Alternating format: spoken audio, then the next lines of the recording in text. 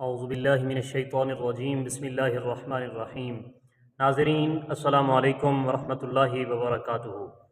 ناظرین، آج پھر میں آپ کے ساتھ ایک انٹرسٹنگ معلومات شیئر کرنے والا ہوں، ایک انٹرسٹنگ سوال آپ سے شیئر کرنے والا ہوں جو بہت ہی دلچسپ ہے۔ وہ سوال یہ ہے کہ حضرت آدم علیہ السلام کو اللہ تعالیٰ نے، اللہ رب العزت نے کتنے پیشوں پر مہارت عطا فرمائی؟ پہلا سوال یہ ہے۔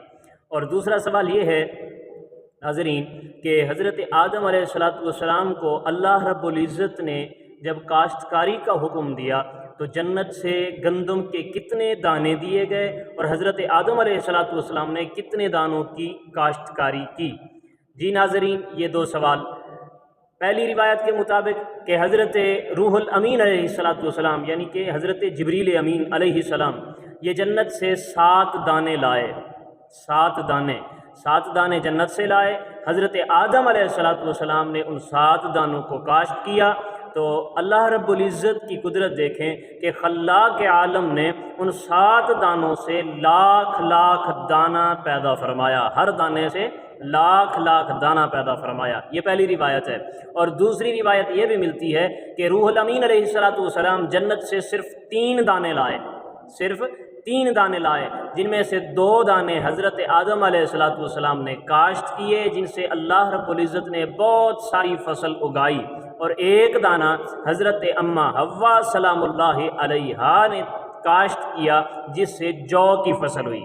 باب آدم نے جو 2 دانے کاشت کیے ان سے گندم کی فصل ہوئی، اور جو 1 دانہ اماں حوا سلام اللہ علیہا نے کاشت کیا اس سے جو کی فصل ہوئی۔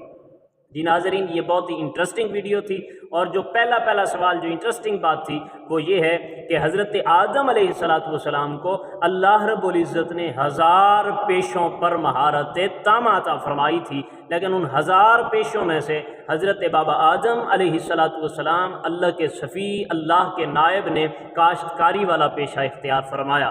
تو تمام کسان بھائیوں کو مبارک ہو کہ تم اپنے والد یعنی کہ حضرت آدم ابو البشر علیہ السلام کی سنت پر عمل کرتے ہو اور کاشتکاری کرتے ہو۔ امید کرتا ہوں کہ تمامی ناظرین کو، تمامی احباب کو آج کی ویڈیو پسند آئی ہوگی۔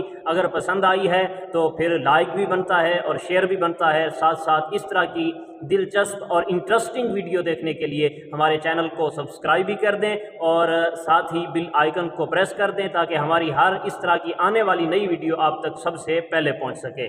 اپنا خیال رکھیے گا۔ اللہ نگہبان۔